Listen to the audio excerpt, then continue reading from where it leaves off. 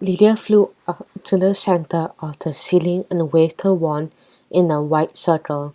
As a shower of fairy dust rained down onto the library shelves, she recited a spell. Transform this room into a place of wonderful books and reading space.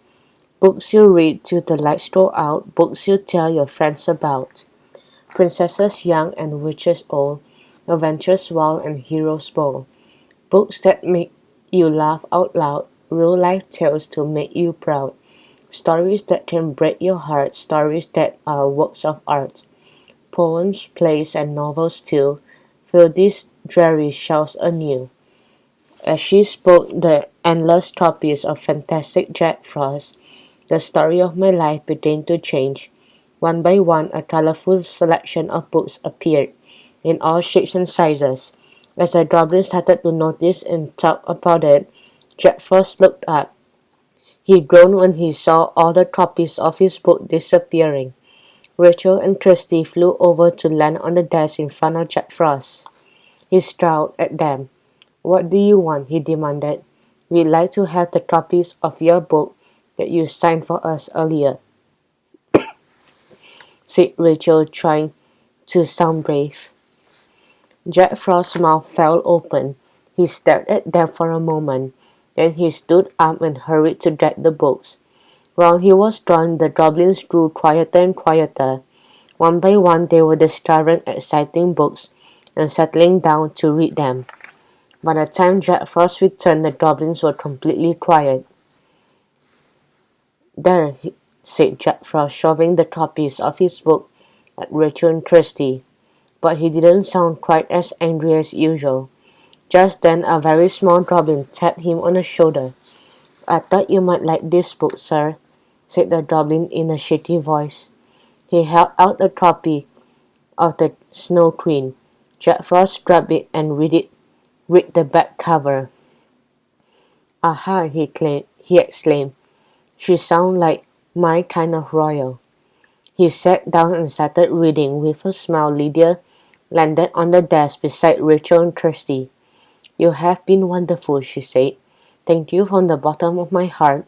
But now it is time for us all to go home." The girls kissed her goodbye. Then, in a flurry of magical sparkles, they were lifted into the air. Brushing fairy dust from their eyes, they blinked and found themselves sitting in their classroom at Timpington School.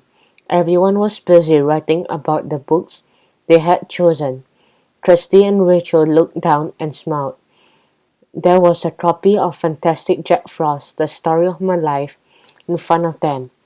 "I think it is time to write a book report," Rachel whispered. In a short while, Mr. Beaker cleared his throat.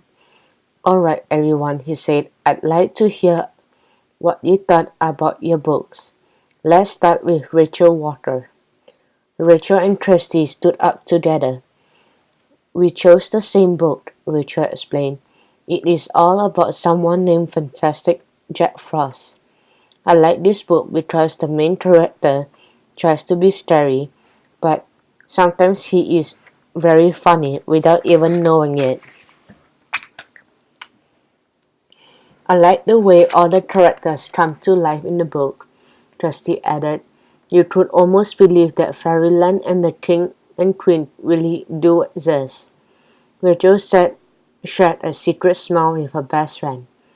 "Well, it sounds really like a really interesting book," said Mr. Beaker.